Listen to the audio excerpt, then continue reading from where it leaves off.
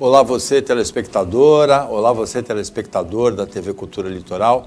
A partir de agora você acompanha a edição desta sexta-feira do Opinião 2.0 e quem vai comentar as notícias, analisar as notícias com você é o advogado Roberto Mohamed.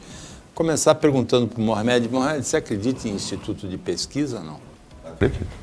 Acredita? Pesquisa é ciência, né? Sim, pesquisa é ciência. Estatística eu fiz jornalismo antes de fazer direito. Estatística é ciência, né? Eu fiz jornalismo antes de fazer direito, você sabe disso. Fui seu calouro na faculdade de Direito de Jornalismo da Católica e eu tive aula com o Iberê de pesquisa no primeiro ano da faculdade. É uma ciência, isso não tem dúvida. E o ministro das Comunicações deu uma bola fora. Eu acho muito legal quando o cara quer ser engraçadinho. No caso dele, tadinho, né? O Fábio Farias é aquele pobre menino rico, infeliz, idiotinha, completo imbecil. Casou com uma vazia também, né? Uma pessoa vazia, oca, que é filha do Silvio Santos, mas não herdou o que o pai tem de melhor. E quem assiste o SBT, porque ela é que acabou substituindo o pai, sabe disso. Então você juntou um casal perfeito, né? O casal oco, não tem conteúdo nenhum. Só que o seu Fábio Farias se supera, né? Ele se supera, um filhinho de papai, completamente alienado, e foi dar uma desperto no Twitter dele, fazendo uma enquete em quem que as pessoas acreditavam mais. Aí colocou lá Pinóquio, Duende, outro Papai Noel, ou Datafolha, e ganhou o Datafolha por 70%, quer dizer, as pessoas acreditam no Datafolha. As pessoas não acreditam em como um idiota pode nomear outro idiota como ele para ser ministro das comunicações, né? Isso é que realmente a gente não consegue entender. Agora, a pesquisa Datafolha, que contrariou o Fábio Faria, é uma pesquisa que traz o Lula em primeiro lugar com 48%. Com a possibilidade de ganhar o primeiro turno por causa dos votos válidos. Exatamente. O Bolsonaro com 27%, ou seja, o Lula teria uma vantagem de 21 pontos em relação ao Bolsonaro.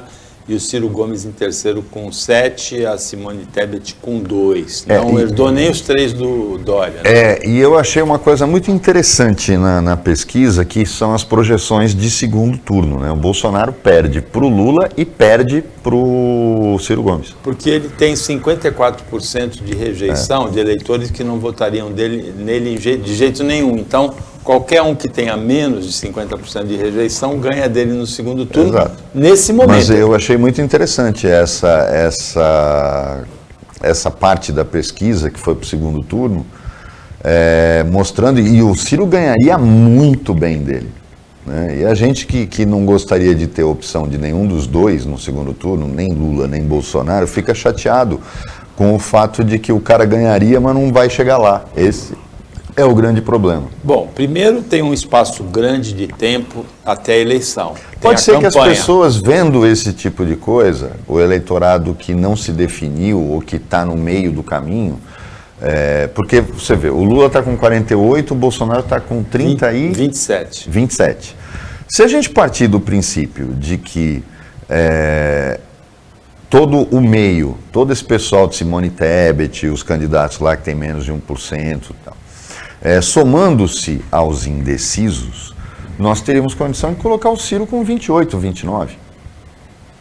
Então, a gente teria aí uma possibilidade de disputa pela segunda vaga do segundo turno entre o Ciro e o Bolsonaro. E tem um detalhe, é muito bom deixar isso claro.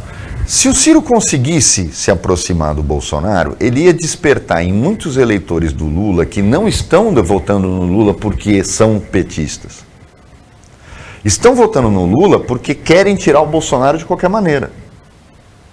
Esse eleitorado, vendo a possibilidade de que o Ciro pudesse ir para o segundo turno, eu acho que migrariam. O Lula teria... O crescimento do Ciro Gomes provocaria uma diminuição no eleitorado do Lula. Eu não sei, eu tenho essa visão, Lógico que a gente precisava ver como é que foi feita a pesquisa mais a fundo, no determinados critérios, mas eu acho que foi uma mensagem que ela passa aí. Que o eleitor do Ciro, porque o desempenho dele no segundo turno é muito parecido com o do Lula. Ou seja, ele tem a possibilidade de crescer, mas ele teria que se tornar viável como uma opção do Ciro, do Bolsonaro no segundo turno. E eu acho que aí até o eleitorado do Lula, o eleitorado que não é fiel, esse eleitorado que está indo no Lula por falta de opção, migraria para a possibilidade de ter o Ciro Gomes como presidente.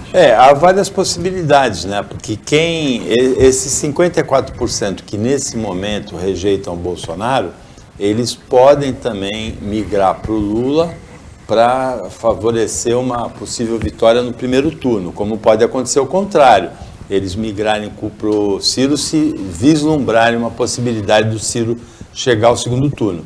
Agora, é bom a gente lembrar que a pesquisa, ela é ciência, estatística é ciência, né? Mas ela fotografa um momento apenas, é um momento, é esse momento agora. A economia muito ruim, né? Com inflação, com desemprego, com fome, e a tendência do eleitorado é responsabilizar quem está no poder, né? Então, hoje o Bolsonaro é responsabilizado pelas dificuldades que nós estamos vivendo, nós brasileiros estamos vivendo. Porque um candidato à reeleição, ele é sempre favorito. Ele tem muita visibilidade, ele tem muita exposição, né? Paulo, mas, por exemplo, o Bolsonaro está se agarrando até em fio desencapado. Essa visita do Elon Musk, por exemplo, é ridículo um presidente da República ficar babando o ovo para o empresário. Mesmo que ele seja o homem mais rico do mundo, é ridículo. E ele faz isso. Mas por quê? Ele vai usar isso na campanha em relação a que o cara prometeu, como se um homem fosse capaz de salvar um país. Então, são coisas ridículas que a gente está vendo e que vão se repetir ao longo desta campanha eleitoral, infelizmente, porque do outro lado também eu vejo umas coisas ridículas, um monte de artista. Por que será que e isso é verdade. Um monte de artistas apoiando o Lula, e nessa festa de casamento dele foi a coisa mais horrorosa que eu já vi, mas blindando o Lula e não respondendo determinadas perguntas, né? Da onde veio essa fortuna? Vocês já viram a casa onde o Lula está morando? O que foi a festa de casamento? Quer dizer, o Lula está levando um padrão de vida que não condiz com um homem que nunca fez não é empresário, não tem de onde tirar tanto dinheiro assim, foi presidente da República e político profissional mantido pelo PT durante décadas. De onde veio tanto dinheiro? Aquele dinheiro todo que estava preso. Ninguém explica. E ninguém explicou até agora o dinheiro que ele tinha em previdência privada e que a Marisa tinha em previdência privada. É óbvio que não foi vendendo Avon. Então, eu não consigo entender por que determinadas coisas não entram em discussão. Mas a gente tem que se unir em torno dele para derrubar o Bolsonaro. Então você está justificando aquilo que o Bolsonaro também faz. Eu vi foi em redes sociais, esses canais de rede social, e que é engraçado porque eu ia pedir para o cara fazer a mesma pergunta no encontro do PT, né? O problema é que era um canal de esquerda, em que ele perguntava para as pessoas se elas sabiam da despesa de cartão corporativo do Bolsonaro, que eu já disse aqui, estão sacando dinheiro no caixa. Sacando dinheiro no caixa. São milhões por mês. Não tem justificativa o gasto do cartão corporativo, com nada, com segurança, porque isso é tudo verba orçamentária. Tem que justificar de onde está vindo a despesa desse cartão, para onde vai esse dinheiro. E eu falei a mesma coisa há anos atrás dos cartões corporativos do PT. Agora, o que a gente vê é que fazem a pergunta para o bolsonarista, ele diz, não, isso é você que está dizendo. Não, está no portal da transparência, está no site do governo federal, no brasil.gov.br, a despesa do cartão do Bolsonaro. E as despesas do cartão do Lula também estavam lá. E por que ninguém pergunta nada? Por que isso é tratado como uma coisa menor? Por que 14 caminhões fazendo a mudança do Lula quando ele deixou de ser presidente não é assunto relevante? E ninguém discutiu isso até agora, Paulo. Pô, isso foi furto. Ele retirou coisas do Palácio do Planalto que não podia tirar. E ninguém fala nada. A coisa é tão institucional no Brasil em que o fanático justifica qualquer coisa dos dois lados. Porque tem que perguntar para o Bolsonaro o que são essas despesas do cartão corporativo. Mas tem que perguntar para o Lula de onde vieram 9 milhões que estavam na conta de previdência privada dele e 14 na da Marisa. De onde veio esse dinheiro? E ninguém pergunta. Ninguém questiona. Foi das palestras? Lógico que não foi da palestra, não sabe nem falar. Então, quando a gente consegue vislumbrar que os dois são as duas faces da mesma moeda, do que tem de mais podre nesse país, a gente fica... Porra, eu vou chegar no segundo turno da eleição com este tipo de opção? É muito triste.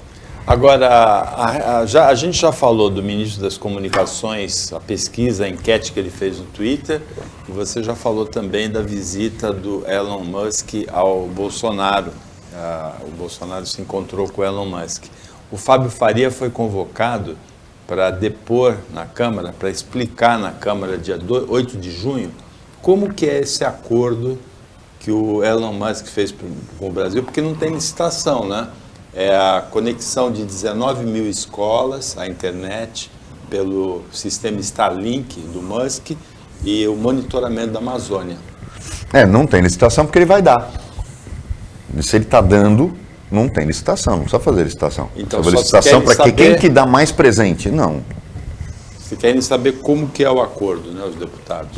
Mas aí eu acho que os deputados estão falando, pô, ele vai dar e não vai dar nada para nós, não vai entrar uma boquinha, porque no Brasil tudo tem comissão, é óbvio. Eles estão preocupados com isso. Se ele estiver dando, imagine um contrato, como houve. Vamos lembrar do contrato do Civan. Quanta gente botou dinheiro no bolso? Quanta gente botou dinheiro no bolso? Foi um dos contratos mais escandalosos da história do Brasil. Agora chega um Elon Musk que quer dar o sistema de monitoramento. E nós? Não vamos ganhar nada? O negócio é ter licitação para superfaturar. Então aí é corrupto ficando espantado porque o negócio vai ser dado. Agora, é preciso deixar uma coisa clara aqui para as pessoas entenderem. O que o Elon Musk está fazendo, ele pode até ser usado politicamente, mas isso em nada é o que eu falei. Uma coisa é o presidente da República atender um empresário e falar o que quer. Agora, outra bem diferente é você criticar o que ele está fazendo. Se ele quiser dar, ótimo. Isso não é novo na história do Brasil, Paulo, e não é novo em relação a esta atitude de doar alguma coisa a uma cidade. Isso é permitido por lei. O governante não gosta quando ele é corrupto. Porque, se você der, eu não vou ganhar nada. Mas, por exemplo, aqui em Santos, na história da cidade, para quem não sabe, isso era normal. A antiga Companhia Docas de Santos fez muito pela cidade. Muito. Ela não era como a Codesp. Quando estatizou, ela virou as costas para a cidade. Mas a antiga Companhia Docas de Santos participava ativamente construindo escola, reformando hospital, fazendo isso. Ela fazia direto. E tem uma coisa que todo santista vê e não sabe, talvez. Os postos de salvamento, Santos tem 7 postos de salvamento. E cada um tem uma função. Eles não são necessariamente postos de salvamento hoje, mas eles foram concebidos dessa forma. Um é gibiteca, o outro é biblioteca, cinema. Então, mas eles são lá e fazem parte da nossa paisagem. Né? Eles estão integrados ao jardim. São 7. Um deles é recente, um deles não vem, eles são da década de 30. Só o do Canal 7, que é o mais novo, mas foi feito igual, pelo menos nisso a prefeitura não quis inovar. Mas você sabia que não foi a prefeitura de Santos que construiu os 6 postos de salvamento que eram mais antigos, que vêm da década de 30? Você sabia disso? Pois é, sabe quem fez os 6 postos? O Rotary Clube de Santos, que é o clube mais antigo, um dos mais antigos do Brasil. Na década de 30, O Rotary Clube de Santos, ao longo de 5 ou 6 anos, fez a entrega dos 6 postos de salvamento. Recentemente até teve uma placa, descerraram uma placa num deles para contar essa história. Ou seja, o particular, seja uma entidade sem fins lucrativos ou uma empresa, ele pode doar algo ao município. E não precisa fazer licitação. Só um imbecil vai falar de licitação. Licitação é quando o Estado paga, quando o Estado está pagando dinheiro. Está gastando dinheiro. Agora, quando o Estado recebe um presente, se este presente é do interesse da sociedade, é do interesse do município, do Estado, do país, é lógico que ele pode. A lei de licitação não foi feita só, embora tenha sido feita no Congresso, ou seja, por bandidos, tem algumas vezes que eles acertam, eles capricham. E a lei de licitação está certinha. Ela não se mete nisso. Eu sei que tem às vezes procuradores, pareceristas que dizem que tem que fazer, mas não tem. Porque quando está dando, está dentro daquilo que a cidade precisa e não tem nenhum ônus depois, pode dar à vontade, não tem problema nenhum. Então, esse é o maior exemplo. Os postos de salvamento de Santos foram feitos, construídos e entregues à cidade pelo Rotary Clube de Santos. O Rotary Clube de Santos é o mais poderoso, o mais forte da América Latina toda, né? Pelo número de sócios, quase 150 sócios, ou até um pouquinho mais de 150. Agora, as dúvidas em relação à doação do sistema e da conexão das escolas com a internet pelo sistema Starlink do Elon Musk é a apropriação de informações por ele, né, sobre a Amazônia. Na verdade, isso é lenda também, Paulo, porque... Mas é essa a preocupação. Né? Sim, mas e o sistema da Raytheon, foi equipou o Civan, também deu para a empresa controle total sobre as informações. Isso é onda. Se você compra um sistema de monitoramento de uma empresa, a empresa que monta também monitora. Então, isso é conversa fiada. A menos que a gente desenvolvesse um sistema nosso, totalmente controlado por nós, e ainda assim a empresa que produzisse fosse a Vibraz, Embraer, Mectron, qualquer uma delas ia ter acesso às informações que está monitorando. Isso não existe, é a iniciativa privada que faz isso. Nos Estados Unidos, as empresas que fazem monitoramento também têm acesso a essas informações. O que você cria um código de ética adequado para que a empresa não possa se beneficiar nem vender essas informações. É simplesmente isso. Agora, aí tem que ter confiança na empresa, né? Tem que ter confiança na empresa e fazer um contrato muito bem feito, né? O Opinião 2.0 volta depois do intervalo.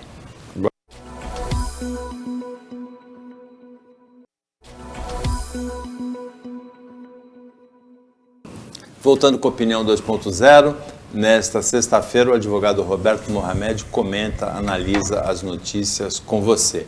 E uma dessas notícias era uma notícia esperada, que é o final do estado de calamidade pública em Cubatão provocado pelo Covid-19.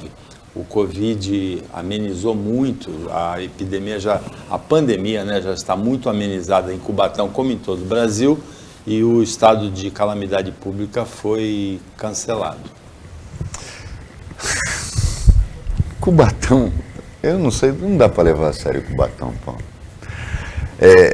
Calamidade pública é o cara nomear uma OS ou ONG para cuidar de idosos e para poder contratar essa empresa, ter colocado a avó da diretora para ser presidente do conselho que aprova, depois do corpo técnico da prefeitura ter dito não. E aí quando afasta essa empresa porque descobrem que os caras são bandidos, fizeram empréstimo em nome dos velhinhos, ele pega e para compensar dá outro serviço para elas, afasta, a justiça mandou tirar deles e mandar para o lugar antigo, que ele não justificou por que ele tirou, mas para compensar a netinha da amiguinha dele, ele pegou e deu outro serviço para ela. Falou, a calamidade pública é esse cara na prefeitura, eu não tenho o que discutir. Aí acabou a calamidade pública. Não, enquanto não acabar o mandato dele, não tem. A calamidade pública em Cubatão toma conta da cidade. Porque é escandaloso, né? Aí já tem a investigação que está sendo feita, Paulo, pelo Ministério Público do hospital também. Que quando eu questionei no primeiro mandato dele, ele chegou a me ofender em emissoras de televisão e tal. Falou, tá aí agora, estão investigando. Eu falei, não adianta esse cara xingar, berrar, espernear. Ele tem que justificar o que ele faz. A gente já convidou ele para vir aqui várias vezes explicar, afinal de contas, o que está acontecendo em Cubatão, e ele não vem. Ele prefere dar só entrevista para a TV Tribuna, para o Jornal Tribuna, agora que ninguém questiona. Agora vamos lá, vamos conversar sobre o que está acontecendo. Agora, calamidade pública em Cubatão é a gestão do prefeito, não é a doença, não. Nem o coronavírus chega perto dele. Agora, tem um aspecto interessante dessa notícia que é o seguinte: há mais de 2 meses não se registra nenhum óbito em Cubatão por causa da Covid. Mesmo assim, o prefeito prorrogou a calamidade até o fim de maio. Para poder continuar contratando sem licitação. Isso, sem licitação. E aí a promotora Vanessa Bortolomazzi deu 2 dias para ele explicar o porquê. E aí ele cancelou o decreto de prorrogação. Mas é na cara de pau, né? Ele faz as coisas, vamos ver se cola aqui. Ele não justifica nada. Esse cara é uma calamidade pública. Ele é a calamidade pública de Cubatão. Não é nada. Então, cancelado por influência, por ele e até o fim do mês. Não, por medo de que a promotora fosse questionar o que for. Porque a calamidade pública, telespectador, ela não serve única e exclusivamente, não é por causa da doença. Ela é uma dádiva para os governantes. E todo mundo viu os escândalos, o que aconteceu no Rio de Janeiro, o que aconteceu aqui em São Paulo também. Porque com a calamidade pública é tudo sem licitação. Tudo relativo à pandemia é sem licitação. Opa, é a festa. O Brasil comprou os respiradores mais caros do universo. O Brasil comprou as seringas mais caras do mundo. Eu não tenha dúvida, porque foi tudo comprado sem licitação. Até aqui em Santos fizeram a festa. Mas em qualquer lugar fez a festa. Todas as cidades fizeram a festa. Foi uma bênção para prefeitos, governadores e para o próprio governo federal. Agora, tem que agilizar? Tem, mas tem que fiscalizar 10 vezes mais. Essa fiscalização de 10 vezes mais é que não aconteceu. Você tem um Tribunal de Contas da União, tribunais de contas estaduais que são uma piada. Todos eles são uma piada. Né? Quando o conselheiro de Tribunal de Contas do Estado pega a folha corrida dos caras, você vai ver o nível dos tribunais de contas estaduais no Brasil inteiro. Então, o que você vai esperar de fiscalização dos legislativos? Não vamos dar risada, né? Então, a gente não teve fiscalização nenhuma, fizeram o que quiseram, e a gente viu aí, caiu governador, como do Rio de Janeiro, caíram prefeitos, mas depois os caras voltam, entram com ação no Supremo, e acabam voltando, e a gente continua num país que a gente finge que é um Estado de Direito. Porque Estado de Direito não é só eu fazer o que eu quero. Estado de Direito não é só liberdade. Estado de Direito é responsabilidade, é fiscalização, é tratar bem o dinheiro público. Isso é Estado de Direito também. E até mais importante, infelizmente, o que não acontece. Agora, Mohamed, o país inteiro, acho que o mundo inteiro está chocado, como aconteceu quando aquele preto, George Floyd, foi assassinado pelos policiais nos Estados Unidos, o que aconteceu em Sergipe, numa abordagem da Polícia Rodoviária Federal a um homem de 38 anos chamado Genivaldo, que foi jogado, imobilizado, né, num porta-malas de um carro e submetido ao gás que o asfixiou. Essas cenas, essas imagens correram o mundo e são chocantes demais. Não é? É inacreditável que 3 policiais rodoviários tenham feito isso, e o pior, as pessoas que estavam em volta avisaram, alertaram, ele vai morrer, né? Vamos colocar algumas coisas assim. Muita gente acha que a Polícia Rodoviária Federal tem uma aura de elite, e não é. Quem viaja muito sabe, e quem viaja muito vive esta realidade. São os mais corruptos da estrada. Nenhuma rodovia, por exemplo, em São Paulo, se você é parado, por exemplo, pela Polícia Rodoviária do Estado de São Paulo, seja na Rio Santos, seja numa outra rodovia estadual qualquer, você fica tranquilo. E eu não estou só elogiando a PM de São Paulo, não, porque todo mundo sabe que eu fui vítima de violência da Polícia Militar, injustificada e com uma explicação da polícia até hoje de como se não tivesse sido nada. E dane-se. E a gente vê o que a PM de São Paulo faz de atrocidade também. Mas a Polícia Rodoviária Estadual é realmente um pessoal mais bem treinado, eu acho. Eu tive a chance de conhecer um dia um dos comandantes da Polícia Rodoviária Estadual e realmente o nível deles é muito bom.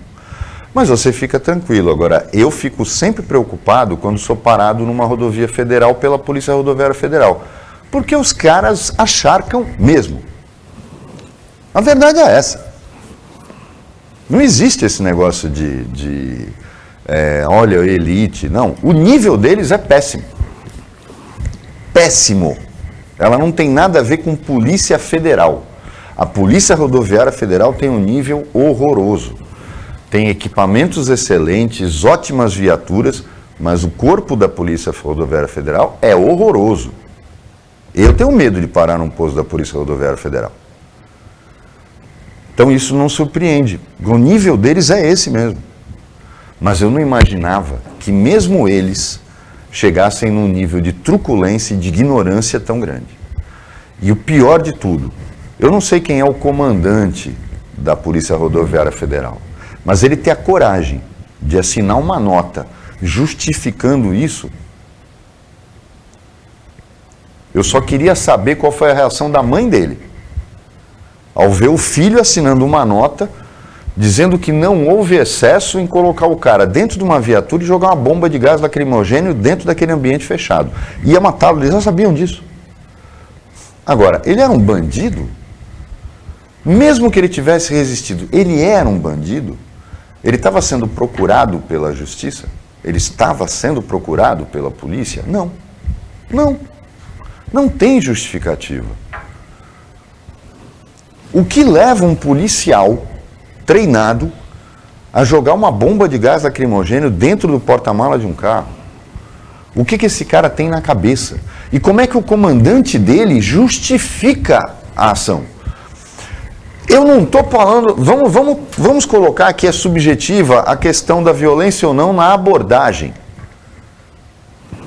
que foi boçal. Mas não vamos colocar dessa forma. Mas fica a pergunta: como é que um comando de uma instituição como a Polícia Rodoviária Federal justifica jogar uma bomba de gás lacrimogênio dentro de uma viatura com a pessoa lá no porta-malas? Eu só quero entender isso. Se ele conseguir explicar, então ele está justificando porque que ele disse que foi uma abordagem normal, dentro dos padrões. Se este é o padrão da Polícia Rodoviária Federal, o senhor tinha que estar preso também. Porque o senhor é um bandido e não um policial. Porque esses três tinham que estar na cadeia, não tinham que estar afastados. Eles tinham que ter sido presos em flagrante. E o senhor é, no mínimo, conivente. Mas aí a gente entende por que eles fazem. Porque com um comandante que coloca no papel o que este comandante da Polícia Rodoviária Federal colocou, Paulo, justificando a atitude, aí você entende o comportamento dos policiais. Ora, se o chefe da quadrilha está dizendo que pode, a quadrilha faz tudo o que ele autorizou. Só que esta quadrilha se chama Polícia Rodoviária Federal. Ela jamais poderia ser confundida com uma quadrilha. Ela é uma das instituições que você precisa confiar. Num país que tem um sistema de estradas, que nós temos, sistema federal de estradas, esses caras são necessários para a nossa segurança, para a nossa vida. Eu tenho que confiar neles. Eu preciso confiar neles. Eu preciso ter a certeza de que diante de um problema eu posso acreditar neles. Porque eles vão ser os únicos a quem eu vou poder recorrer. E eles tinham que ter orgulho do que eles fazem. E o mais curioso é que antes eles tinham. A Polícia Rodoviária Federal já foi uma das instituições mais sérias desse país. O que aconteceu com ela? Todas as instituições do país se degradaram? Sim. É culpa do Bolsonaro? Não, porque isso já vem acontecendo há muito mais tempo. Mas a pergunta é, por quê? O que aconteceu com a Polícia Rodoviária Federal? Por que ela se tornou tão distante da Polícia Federal em termos de comportamento, em termos de conduta e principalmente em termos de comando? Como é que pode uma direção de uma polícia justificar uma atitude dessa? Dá medo, hoje, de pegar uma estrada federal e ser parado por um policial desse. Porque a instituição jamais poderia ter feito isso. E não poderia jogar o nome da Polícia Rodoviária Federal na lama. Que é isso que eles estão fazendo. Realmente a imagem negativa acaba passando para toda a corporação e você pode até imaginar, é um ato isolado, a maioria dos policiais não tem um comportamento animalesco desse, desumano, absurdo, mas a responsabilidade da direção da instituição é lamentável. Que eles Totalmente fizeram, lamentável. ter justificado um ato desse. Tem uma associação em Santos, Empreendedora 55, que vai ter uma expedição humanitária para o Amazonas, que leva médico, dentista, de voluntários, em julho. Eles fazem um arraial, uma festa junina amanhã, na associação, no estacionamento da Associação dos Dentistas, em Santos, no Gonzaga, na Marechal Deodoro 71. O ingresso é R$5, vai das 4 às 10 da noite. E você vai ter também um show da banda Vibe House às 7 horas. Tem chopp do Burgman, comida e bebida típica. Você indo nesse arraial, você está colaborando com essa empresa de voluntários, com a expedição de voluntários que vai ajudar as comunidades ribeirinhas do Amazonas. É um ato de doação e você pode participar dele. Opinião 2.0 volta depois do intervalo.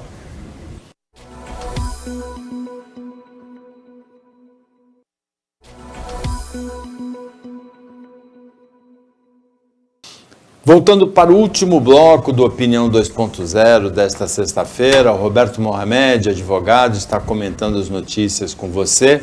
E uma dessas notícias é que o número de smartphones, não é de celulares, no Brasil, é maior do que o número de habitantes, Mohamed. Porque tem gente que tem um smartphone de cada operadora. Agora tem uns que comportam 2 chips, mas antes disso... tem gente que são mais baratos, compra usado e tal, e põe um em cada operadora, no pré-pago, no pós-pago, porque eles têm uma promoção de que de vivo para vivo, de claro para claro, de TIM para TIM, você não paga, né? E as pessoas vão se virando como podem para não ter a despesa de conta do celular depois. Essa promoção é bem interessante, né? Só que você tem que fazer um investimento de ter mais de um celular. Eu não sei como é que foi feita essa conta. Provavelmente é de celulares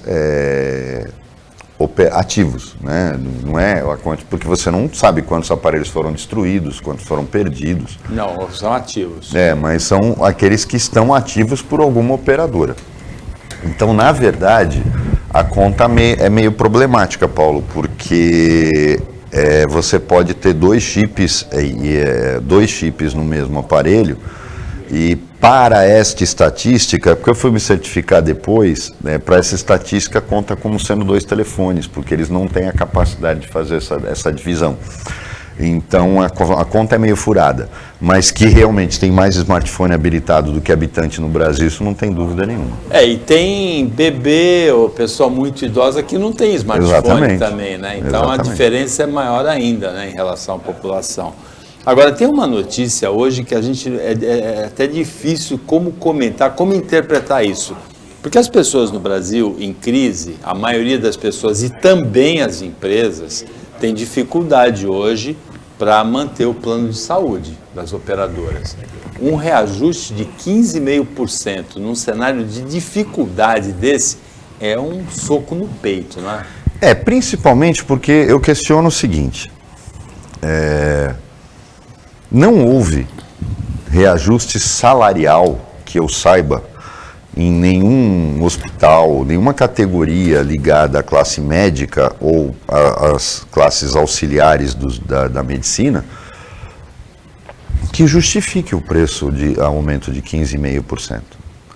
Será que o médico que atende pelo plano de saúde teve 15,5% de reajuste, Paulo, na consulta? Não teve. Então, o problema no Brasil é que você permite que, como aconteceu recentemente, todo mundo viu, com a Amil,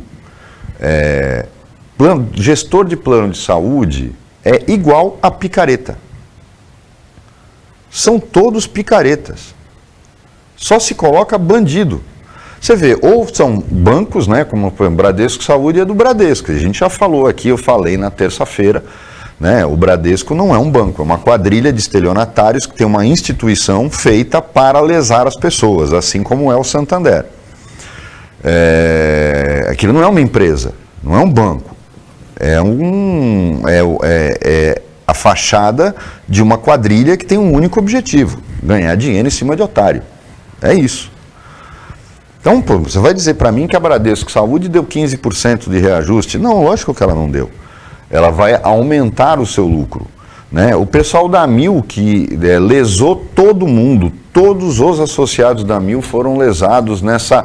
E foi um negócio assim de banditismo mesmo, né? Essa contratação da empresa gestora de ativos que pegou as contas de pessoas físicas da Amil, isso é coisa para botar gente na cadeia. Os caras não têm nem sede, foram descobrir sede, parece empreiteira fantasma, dessas que fazem obra pública, que não tem, o endereço é uma casa abandonada.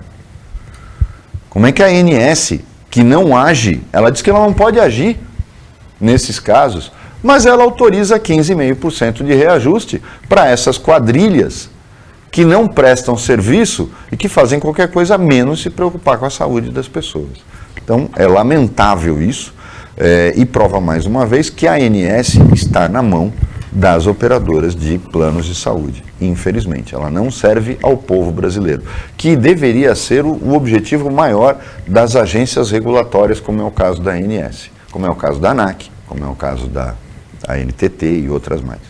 Agora, Mohamed, tem um detalhe ainda pior aí. Em 2021, a inflação dos remédios no Brasil foi de 6,17% contra uma inflação oficial de pouco mais de 10%. Em 2020, a inflação dos remédios foi negativa, menos 2,28%, contra aqueles 4,52%. Então, não tem reajuste de profissional de saúde nesse nível e não tem reajuste de remédio nesse nível. Nenhum. E as pessoas nunca precisaram tanto se socorrer do Poder Judiciário para conseguir que os planos paguem e cumpram a sua obrigação. Aconteceu recentemente. Uma pessoa precisava fazer, ela tinha um tipo raríssimo de câncer do coração, não ia resistir à quimioterapia, e os médicos quiseram usar a imunoterapia. Muita gente considera que a imunoterapia no tratamento do câncer seria equivalente à homeopatia. Eu discordo, mas é um método ainda que está sendo pesquisado e está sendo acompanhado, mas que tem dado resultado. Inclusive, pessoas muito famosas e conhecidas acabaram sendo tratadas com sucesso com a imunoterapia. Os planos, Paulo, embora a ANS tenha já reconhecido o tratamento da imunoterapia, e veja bem, reconhecido expressamente, está em documentos, os planos ainda se recusam, dizendo que o texto da ANS não é muito claro, e aí você é obrigado a entrar na justiça e judicializar a relação com essa corja que administra planos de saúde. Infelizmente, é isso que a gente tem pela frente. Na corrida presidencial, Mohamed, ontem aconteceu uma movimentação interessante em Minas Gerais. O ex-presidente Lula fechou acordo com o ex-prefeito de Belo Horizonte, Alexandre Calil, conseguiram equacionar o candidato a governador, ao Senado, vice... Calil é do PSB, não é? PSD. PSD. E o presidente Jair Bolsonaro se encaminha a um acordo com o governador Romeu Zema. Então, eles se enfrentam aí. A gente teve aqui 2 deputados federais do Novo aqui no programa, né? E eu falei para os 2 a mesma coisa. O Novo ficou velho. A verdade é essa, o Novo ficou velho.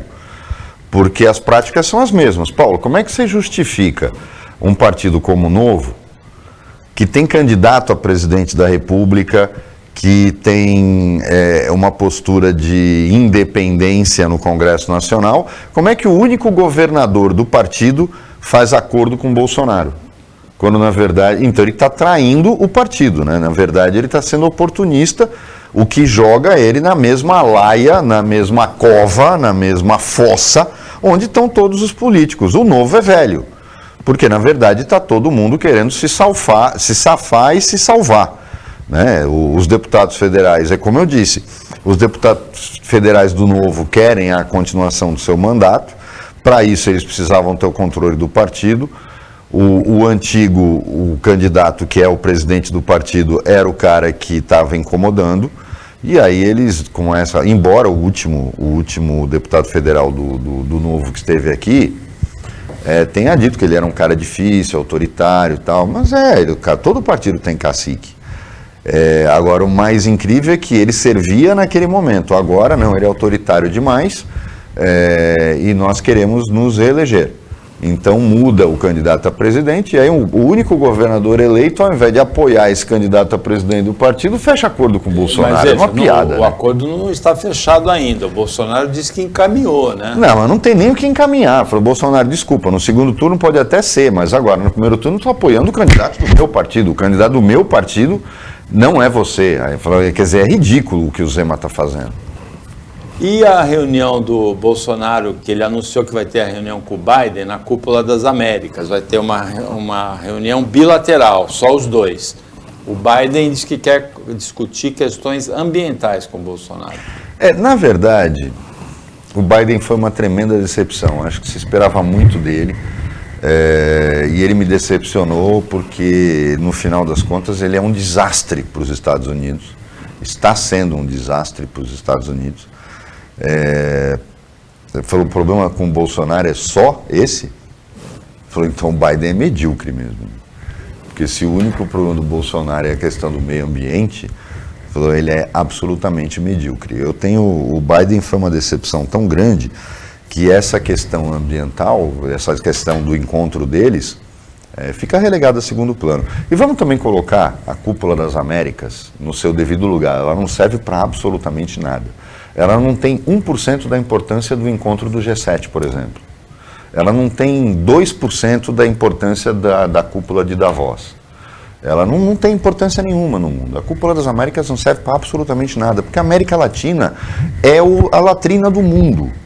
Todo mundo pensa na África, né? Como a gente é besta, não, eles são a África, que é o pinico do mundo. Não é a América Latina, porque aqui todo mundo sempre fez o que bem entendeu. E aqui só se faz bobagem. O que a América Latina mais cria são esses líderzinhos eu acho que faz parte da própria história, né? Esses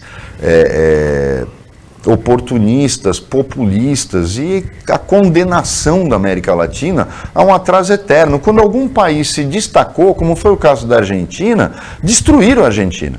A Argentina já foi um país europeu dentro da América do Sul. E o que aconteceu com a Argentina? Destruíram a Argentina. Dá pena de ir para a Argentina hoje. Então, eu lamento muito que a gente tenha chegado nessa situação, mas a Cúpula das Américas não serve para absolutamente nada. Talvez até tenha mais importância o encontro do Biden com o Bolsonaro, que o Brasil no continente americano, uma das 4 maiores nações, né? Estados Unidos, Canadá, México e Brasil.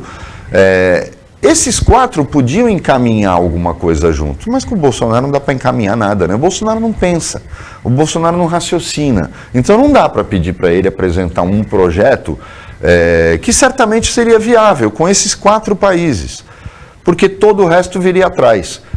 A gente está falando da América Central, por exemplo, que é do tamanho do Piauí, e lá dentro tem 8 países ou 7 países, quer dizer, isso é o continente americano. A gente tinha que estar discutindo entre os grandes e eles criarem o caminho para onde vai a América Latina. A cúpula não vai servir para nada e a reunião bilateral, se for restrita a meio ambiente, mostra que o Biden continua achando que a capital do Brasil é Buenos Aires. Agora, essa Cúpula das Américas, especialmente, vai estar mais esvaziada ainda, porque o presidente do México, López Obrador, ele disse que ele só aceita participar se todos os presidentes forem convidados, e os Estados Unidos não convidaram nem o presidente da Venezuela, o Maduro, nem o presidente da Nicarágua, não se sabe se o cubano vai ser convidado ou não, né? Mas o cubano já falou que mesmo se for convidado, não vai. Mas eu acho que o convite tem que ser mandado, né? E eu tenho certeza, o Maduro, como ele é maluco, ele vai fazer discurso e tal, e é legal, tem que ter os doidões lá. O pessoal tem que dar risada também, porque cansa, né? Ficar só discutindo coisa séria. Então tem. O da Nicarágua é um assassino, é um cara que é um genocida, na acepção correta da palavra, só que tem que participar. Ele é dirigente, o país não é soberano, tem que participar. A Cúpula das Américas vai ser uma piada, porque se o México não for, Paulo, é a mesma coisa que você fazer um encontro na Europa, a Alemanha dizer que não vai. Nessa proporção não, vamos dizer a Espanha dizer que não vai. Como eu falei, são os 4 maiores países. Canadá, Estados Unidos, México e Brasil. Não só em tamanho, mas em tudo, em representar. Nós estamos falando de todos os pontos de vista. Econômico, industrial, de capacidade, até militar. Como é que você vai pegar esses 4 países? Se um deles não for, esvaziou. Está completamente esvaziada a cúpula. E o México não pode. Né? Porque nessa história, gente, o Brasil é o 4º. Mas como é que você vai tirar o México da história e vai querer que a cúpula tenha alguma função? Não vai ter nenhuma. E essa postura americana é muito arrogante, porque a Venezuela, mesmo com o presidente doido que tem e o sanguinário ditador da Nicarágua, tem que participar, mesmo com eles. Até para que eles levem esculacho. Por que não? Por que não colocá-los na plateia e todo mundo chamá-los de ditador, dizer o que eles estão fazendo, os crimes que eles estão cometendo? Eu acho que é o momento certo para isso, na frente deles. Por que a gente só pode falar por trás? Né? É um hábito muito feio. Agora, o presidente de Cuba, Miguel Díaz-Canel, ele já avisou que não vai, mesmo se for convidado, que não tem nenhuma possibilidade de ele ir para a cúpula que vai ser realizada em Los Angeles. Você esperava, então, que pudesse haver uma cena como aquela do antigo ex-rei da Espanha, mandando Por que não ter Cádiz? se calar? Eu acho que está certo, era uma cena dessa.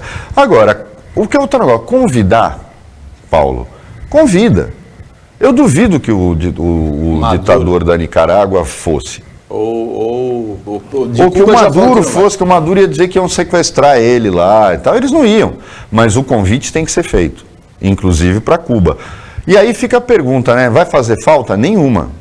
Pô, um encontro, não, Cuba não vai, nossa, esvaziou o encontro. Amigo, só se for encontro para fumar charuto, porque não tem qualquer outra função. A participação de Cuba, ela não é relevante em nada, Paulo, em nada, a não ser para fumar charuto. Então, se fosse uma confraria de charuto, pode ser que Cuba fizesse falta, e certamente faria. Agora, na Cúpula das Américas não faz falta nenhuma. Bom, chegamos ao final do Opinião 2.0 com essa visão polêmica de Cuba e do Mohamed. Chegamos ao final do Opinião 2.0 desta sexta-feira, agradecendo ao Mohamed, agradecendo a equipe técnica de jornalismo do Sistema Costa Norte e agradecendo principalmente a você, telespectador, que acompanhou a gente em mais essa edição. Até segunda-feira, nesse mesmo horário de 15 para 1, na hora do almoço. Ontem eu errei o horário, falei o horário antigo, 15 para as 2. E 00:30, mais ou menos, na reapresentação. E um ótimo final de semana para você, que você merece.